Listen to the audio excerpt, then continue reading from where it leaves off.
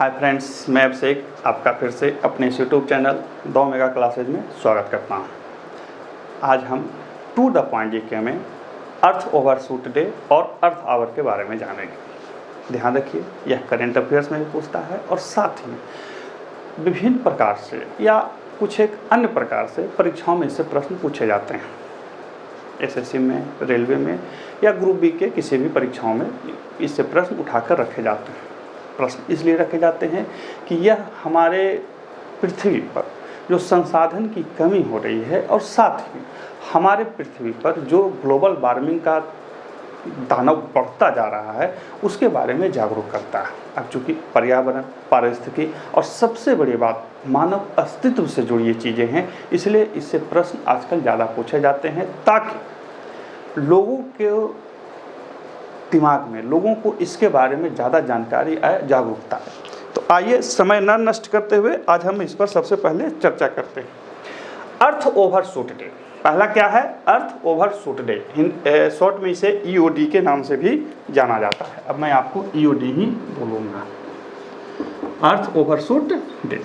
सबसे पहले समझिए कि आखिर इसकी ज़रूरत क्यों मान पड़ी, क्या ज़रूरत थी अर्थ ओवरशूट डे मनाने की। तो जब पूरी दुनिया में द्वितीय विश्व युद्ध के बाद उपभोक्तावाद शुरू हुआ, उपभोक्तावाद का मतलब हर आदमी अपने क्षमता के अनुसार कुछ भी उपभोग कर सकता है। जब ये चीज़ शुरू हुई तो पृथ्वी के जो संसाधन थे वो सिकुड़ने शुरू हो गए। जैसे जैसे लोगों के पास संपन्नता बढ़ी, राष्ट्र आगे बढ़ने लगे, नई तकनीकें आई, नई चीज़ें आई, लोगों ने उपभोक्तावाद संस्कृति को बहुत ज़्यादा बढ़ावा दिया। आज हर व्यक्ति, चाहे वो कोई भी वर्ग का हो, किसी भी देश का हो, किसी भी दुनिया के किसी भी क्षेत्र का हो, इस उपभोक्तावाद के गंगा में डुबकी लगाना चाहता है। हर कोई चाहता है कि उसके पास ज़रूरत से ज़्यादा संसाधन हो। ये नहीं देखता कि इस संसाधनों का बोझ किस पर पड़ेगा, उसे सिर्फ और सिर्फ संसाधन चाहिए। गर्मी नहीं लगनी चाहिए, ठंडी नहीं लगनी चाहिए, मौसम अनुकूलित होना चाहिए, मतलब बहुत तरह की चीज़ें शामिल हैं, इसमें सिर्फ एक चीज़ें शामिल नहीं हैं। और इस उपभोक्तावाद संस्कृति ने पृथ्वी के संसाधनों पर जो प्रहार किए हैं उसके बहुत भयानक स्वरूप सामने अब आ रहे हैं। क्या स्वरूप सामने आ रहे हैं? आप दुनिया के विभिन्न हिस्सों में इसके घृणित रूप को देख सकते हैं कि कैसे हमारे स्वार्थ में, मैं उसे स्वार्थी कह सकता हूँ, हमारे स्वार्थ ने धरती को कराहने पर मजबूर कर दिया। आज पहाड़ नष्ट हो रहे हैं, लगभग खत्म होने वाले हैं। जंगल अब कहीं नहीं बचा है लगभग, या कहीं बचा है तो सिर्फ सरकारी जंगल है। मैं सरकारी जंगल विशेषता में नहीं बोल रहा हूँ, कटाक्ष में बोल रहा हूँ, ही बचे हैं। नदियाँ सूख चुकी हैं, महासागर दूषित हो चुके हैं, एवरेस्ट पर मल और गंदगी का पहाड़ खड़ा हो गया। सोच सकते हैं कि हमने इस धरती को अपने स्वार्थ के लिए कहाँ तक प्रदूषित किया है। कुछ एक विद्वानों ने इसी चीज़ को दुनिया के सामने जागरूकता लाने के लिए कुछ एक प्रयास किए। उन्हीं प्रयासों में एक था अर्थ ओवरशूट डे।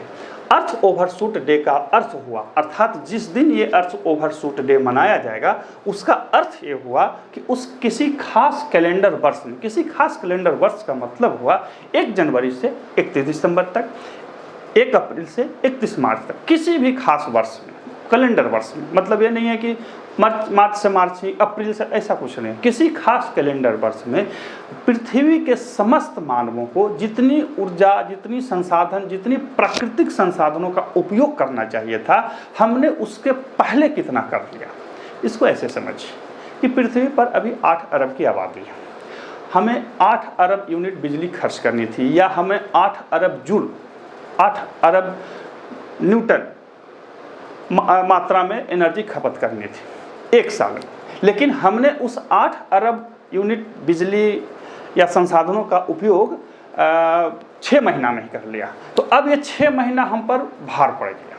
करना था 1 साल में, हमने पहले ही कर लिया, यानी कि हम क्रेडिट में चले गए, हम कर्ज में चले गए। और ये कर्ज किस पर पड़ा? धरती के पर बोझ पड़ेगा। तो इसीलिए अर्थ ओवरशूट डे मनाया जाता है। देखिए, शाब्दिक अर्थ इसका यह है कि आईओडी का अर्थ यह हुआ कि किसी कैलेंडर वर्ष में उस तिथि को मानव ने उस वर्ष आवंटित प्राकृतिक संसाधनों का उपयोग कर लिया। अर्थात यदि अर्थ ओवरशूट डे 2 अगस्त को पड़ा, तो यानी कि हमें 31 दिसंबर तक जो खर्च करना था हमने 2 अगस्त को ही कर लिया, हमने 30 जुलाई को ही कर लिया, हमने 20 अप्रैल को ही कर लिया, 20 सितंबर को ही कर लिया। जिस डेट में पड़ा हमने उसी समय कर लिया। अब बाकी जो रेस्ट बच गया, अब वो धरती पर उस साल के लिए हमारा बोझ चला गया और धरती को हमने ज़्यादा मात्रा में संसाधनों को लूटा। कहेंगे अरे श्रीमान इससे क्या फ़र्क पड़ता है? देखिए, जिनके पास धन है, पैसे, सामर्थ्य है, उन्हें कोई फ़र्क नहीं पड़ती है, लेकिन जो गरीब हैं उन्हें बहुत फ़र्क पड़ती है। मैं इसे आपको ऐसे समझाता हूँ। मैं वर्तमान में जहाँ रहता हूँ वहाँ जल की बहुत संकट है, लेकिन मैं समर्थवान हूँ या मेरे आसपास के लोग समर्थवान हैं, उन्हें ये चीज़ नहीं दिखती है, वो बोरवेल करवा रहे हैं। हालांकि वो वजन हम पर भी पड़ रहा है, बस दिख नहीं रहा। अब इसे ऐसे समझिए कि मैं बचपन में जिस गांव में रहता था वहाँ पानी की कोई मतलब नहीं था। नाले में, आहर में नहाया, चापाकल या कुएं का पानी पिया, कोई मतलब नहीं है। लेकिन जब पढ़ने और परीक्षा देने के लिए बाहर निकलने लगा तो बचपन में जिन कुओं में, नालों में या क्या कहते हैं हैंडपंप का पानी पीता था, अब वो दूषित हो चुके थे। तो अब मैं 20 रुपये या 10 रुपये की बोतल खरीद कर पानी पीता था। ये 10 रुपया हम पर अतिरिक्त वजन पड़ा। इस 10 रुपया का उपयोग हम किसी अपने विकास कार्यक्रम में लगा सकते थे, अब हम जल खरीदने में लगा रहे हैं। समझ में आई बात? जब संसाधन सिकुड़ते हैं तो उसका वजन जो है लोगों पर पड़ता है। जो विकास के क्रम में जो जितना गरीब है उस पर वजन उतना ज़्यादा पड़ेगा। यदि आपके जेब में 10,000 रुपये है तो आप किनले का बोतल खरीद के पी सकते हैं, आपको बहुत फर्क नहीं पड़ने वाला। हालांकि जल मुफ्त की चीज़ है, मुफ्त मिलनी चाहिए थी, लेकिन मैंने क्या बोला, उपभोक्तावाद है, हर चीज़ को बेचा जा रहा है, शुद्धि अशुद्धि के नाम पे बिकेगी। लेकिन यदि जिसके पास जेब में 100 रुपये हैं, अब वो 20 रुपये की पानी कहाँ से पिएगा? अब वो दूषित जल पिएगा, बीमार पड़ेगा, दवा खरीदेगा और गरीबी की ऐसा कुचक्र में फंसेगा कि फिर वो बाहर नहीं निकल पाएगा। तो इस तरह से ये जो प्राकृतिक संसाधनों की लूट है या प्राकृतिक संसाधनों का जो अंधाधुंध दोहन है, उसका इम्पैक्ट जनता पर या खास करके गरीब लोगों पर बहुत ज़्यादा पड़ती है। इसी चीज़ को समझना होता है, इसी चीज़ को हमें समझना भी चाहिए। हम जिस तरह से प्राकृतिक संसाधनों का दुरुपयोग करते हैं, आप एक नज़र सीधे देखिए कि आपके घर में जो जल आती है, आपके घर में जो पानी आता है, उसका सबसे ज़्यादा उपयोग किस पर होता है? पीने में, खाना बनाने में, कपड़े धोने में, नहाने में या अन्य किसी कार्य में। और आपको समझ में आ जाएगी कि पृथ्वी के संसाधनों के सिमटने का सबसे बड़ा रीजन कहाँ पे है। याद रखिए, किसी विद्वान ने कहा था कि धरती हर एक व्यक्ति की ज़रूरत पूरा कर सकती है। धरती पर हर इंच पर एक आदमी खड़ा कर दिया जाए, हर इंच पे, मैं खड़ा हूँ, मेरे बगल में हर इंच पर आदमी खड़ा कर दिया जाए, तब भी धरती हर एक आदमी की ज़रूरत को पूरा कर सकती है। लेकिन धरती किसी एक आदमी के स्वार्थ की पूर्ति नहीं कर सकती। समझ लीजिए कितनी बड़ी बात विद्वान ने कही। ज़रूरत सभी जीवों की पूरी की जा सकती है, लेकिन स्वार्थ किसी एक का भी पूरा नहीं किया जा सकता है। और हम उस स्वार्थ में इतने अंधे होकर आगे बढ़ चुके हैं कि हमारी धरती की करार भूकंप, आगजनी, सूखा, अकाल के रूप में जो आ रही है, उसे देख भी नहीं पा रहे हैं। खैर, ये सब कथा कहानी है, आपको लग रही होगी, लेकिन अगले 15 से 20 साल में जब इसकी आग हमारे आपके घरों तक पहुँचेगी, सब ठीक से समझ में आ जाएगी। तो ईओडी का अर्थ हुआ कि हम उस वर्ष में आवंटित, किसी कैलेंडर वर्ष में आवंटित प्राकृतिक संसाधनों का उपयोग कितना दिन पहले कर ले। ऑफिशियली पहला अर्थ ओवरशूट डे 19 दिसंबर 1987 को मनाया गया। कहीं कहीं 86 मिलेगा, कहीं कहीं 87 मिलेगा। ऑफिशियली 1987 को ही 19 दिसंबर को मनाया गया था। 2023 में ईओडी अर्थ ओवरशूट डे 2 अगस्त को मनाया गया। कब मनाया गया? 2 अगस्त को। सोचिए, 2 अगस्त से 2 सितंबर, 2 सितंबर से 2 अक्टूबर, 2 अक्टूबर से 2 नवंबर, 2 नवंबर से 2 दिसंबर, 4-5 महीना पहले ही हम अपने लिए आवंटित जितने भी संसाधन थे हमने सबका उपयोग कर लिया।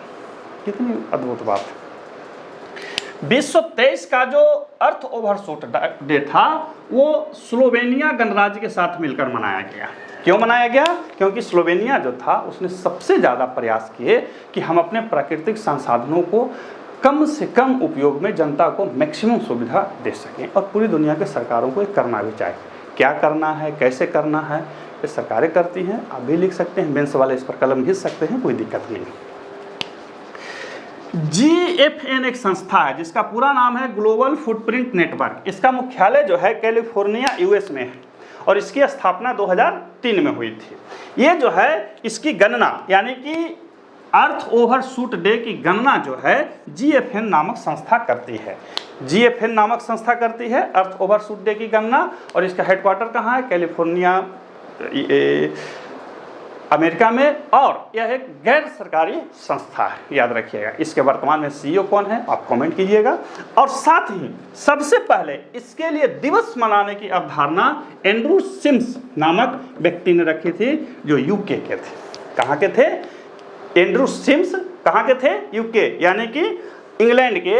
ये बेचारे थिंक टैंक के वहाँ जो पत्र पत्रिकाएँ छपती है उसके ये थिंक टैंक के बहुत बड़े जानकार व्यक्ति थे। और इन्होंने ही सबसे पहले इसकी अवधारणा रखी कि पूरी दुनिया में जागरूकता फैलाने के लिए हमें करना चाहिए। लेकिन समझिए, कुछ चीज़ें सरकारी स्तर पर होती हैं, कुछ चीज़ें गैर सरकारी स्तर पर होती हैं। ये सारे प्रयास गैर सरकारी स्तर पे हैं। हालांकि सरकारों को इसमें इन्वॉल्व किया जाता है कि देखिए भाई, आपके यहाँ जो खर्च हो रही है, आपके यहाँ जो संसाधनों को बांटा जा रहा है, आपके यहाँ जो संसाधनों की खपत हो रही है, उस पर ध्यान दीजिए कैसे कैसे हो रही है। लेकिन जब तक हम सभी लोग इसमें जागरूक नहीं होंगे फ्रेंड्स, यह सिर्फ और सिर्फ एक कागजी कार्रवाई ही रह जाएगी। धरती हाँ पड़ेगी, इसे समझिए। तो अर्थ ओवरशूट डे से संबंधित ये 2-4 तथ्य थे जिन्हें आपको जानना जरूरी है। 24 मैं वर्तमान में वीडियो 24 में बना रहा हूँ। 1 अगस्त को, 23 में 2 अगस्त को था, 24 में 1 अगस्त को अर्थ ओवरशूट डे का विचार है। ठीक है, ऑफिशियली डेट आने के बाद ही पता लगेगी। आप जीके करें, जीके में जान सकते हैं, या जब वीडियो देख के आप समझ रहे होंगे तो कमेंट कर सकते हैं कि 24 में कब मनाया गया। लेकिन ध्यान रखें 4-5 पॉइंट। इसका EOD का अर्थ हुआ कि एक कैलेंडर वर्ष में जो हमारे लिए उपलब्ध संसाधन थे प्राकृतिक, हमने कब उपयोग कर लिया। पहला अर्थ ओवरशूट डे 19 दिसंबर 1987 को मनाया गया। 2023 में EOD 2 अगस्त 2023 को स्लोवेनिया गणराज्य के साथ मिलकर मनाया गया। और GFN ग्लोबल फुटप्रिंट नेटवर्क इसकी गणना करता है, जिसका मुख्यालय कैलिफोर्निया US में है। और इस GFN की स्थापना 2003 में हुई थी। और एंड्रू सिम्स नामक अंग्रेज थे जिन्होंने सबसे पहले इसको विचार में लाया कि भाई पूरी दुनिया के स्तर पे अर्थ ओवरशूट डे मनाना चाहिए। ये इससे तथ्य थे। अब जानते हैं अर्थ आवर के बारे में। अब देखिए अर्थ आवर के बारे में 2-4-5 तथ्य हैं, ज़्यादा नहीं है। अर्थ आवर जो है वो वर्ल्ड वाइड फंड यानी कि WWF फॉर नेचर द्वारा वर्ष 2007 से सिडनी में प्रारंभ किया गया। सवाल पूछेगा कि इसका प्रारंभ किन्होंने किया, तो world wide fund WWF for nature के द्वारा प्रारंभ किया गया। कब किया गया? 2007 में। सबसे पहले सिडनी ऑस्ट्रेलिया में है, वहीं से इसकी शुरुआत हुई, वहीं से इसका प्रारंभ हुआ। और अर्थ आवर डे मनाने का जो मुख्य तात्पर्य है ये भी यही है कि हम अपने ऊर्जा संसाधनों के प्रति जागरूक हों और ये समझें कि ऊर्जा जो है वो एक ऐसी चीज़ है जिसको बचाया जाना चाहिए, बचाया जा सकता है। और जब हमें बचाएंगे तो सतत विकास में हम एक दूसरे के साथ आगे बढ़ेंगे। यह कब मनाया जाता है? तो प्रति वर्ष मार्च के प्रायः अंतिम शनिवार को, हालांकि मार्च में शनिवार को ही मनाया जाता है, लेकिन प्रायः अंतिम शनिवार को मनाया जाता है। और स्थानीय समयानुसार रात में 8:30 से 9:30 बजे तक अनावश्यक बत्तियां बंद कर दी जाती हैं। अनावश्यक मतलब कि आप खा पी रहे हैं तो वहाँ पे नहीं, जहाँ बहुत ज़्यादा ज़रूरी है वहाँ पे नहीं, बाकी बत्तियों को 1 घंटा के लिए बंद कर दिया जाता है। सवाल आपसे पूछेगा कि अर्थ जो आवर डे होता है, अर्थ आवर डे जिस दिन मनाया जाता है, बत्तियाँ कब से कब तक बंद होती है? तो 8:30 से 9:30 तक। कब बंद होती हैं? तो मार्च के अंतिम शनिवार को। समझ में आ रही है? भारत इस अभियान में 2009 में शामिल हुआ। भारत जो है 2009 में ऑफिशियली शामिल हुआ और वर्तमान में इसमें 190 देश शामिल हैं, यानी कि दुनिया के लगभग सारे देश इसमें शामिल हैं। वर्ष 2024 का अर्थ आवर 23 मार्च को मनाया गया। कब मनाया गया? 23 मार्च को। इतना डाटा इसमें आपको याद रखना है। मैं फिर से बता दूं कि ऑस्ट्रेलिया के सिडनी शहर में वर्ल्ड वाइड फंड यानी कि WWF फॉर नेचर के द्वारा इसका प्रारंभ किया गया, जिसका मुख्य मकसद लोगों को ऊर्जा के खपत के प्रति जागरूक करना और हमारे प्रकृति के संसाधनों के प्रति जागरूक करना था। इसमें होता क्या है कि प्रति वर्ष मार्च में ही, अप्रैल में नहीं, मई नहीं, जून नहीं, प्रति वर्ष मार्च में ही अंतिम शनिवार को स्थानीय समय अनुसार रात में 8:30 से 9:30 बजे तक बत्तियां बंद रखी जाती हैं। भारत इसमें वर्ष 2009 में शामिल हुआ। वर्तमान में इसमें 190 से ज़्यादा देश शामिल हैं और वर्ष 2024 का अर्थ आवर 23 मार्च को मनाया गया। तो ये था हमारा 2 द GK पॉइंट में अर्थ ओवरशूट डे और अर्थ आवर। आशा है कि अब आप समझ गए होंगे कि ये दोनों दिवस क्यों मनाए जाते हैं और कब मनाए जाते हैं, इसका क्या कारण है। ठीक है, परीक्षा से संबंधित जो भी तथ्य थे हमने लिखा। अब मेंस में इससे अलग अलग चीज़ें पूछी जाती हैं, वो अलग होती हैं, उनकी पढ़ाई फिर कभी फिर मिलते हैं। तब तक के लिए नमस्कार।